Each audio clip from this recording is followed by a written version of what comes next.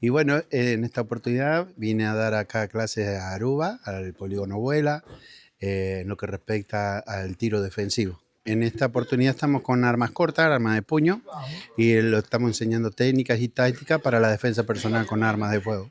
Tengo 40 años de policía, estoy retirado hace ya 6, pero mi retiro es activo, quiere decir que yo continúo con mi estado policial y imparto clases a la policía ya hace más de 30 años.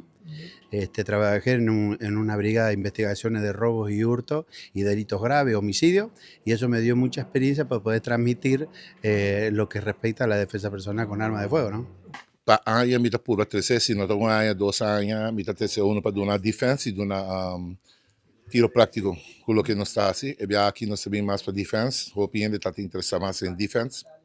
Entonces, me 3 mi tinha ayer, e para gente ya no sei más grande. Dus tu membro de Aero Practice Shooters, tu tienes experiencia, para hacer defense, para você tem experiencia, para você sabe manejo e safety, tá roupa importante. Cana com arma não te diz a precisão. Um chiquito te dá assim, tá tira.